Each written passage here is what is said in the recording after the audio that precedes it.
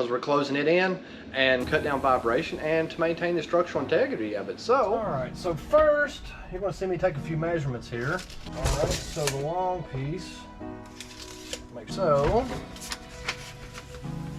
All right, so let's go ahead and cut this piece to the length.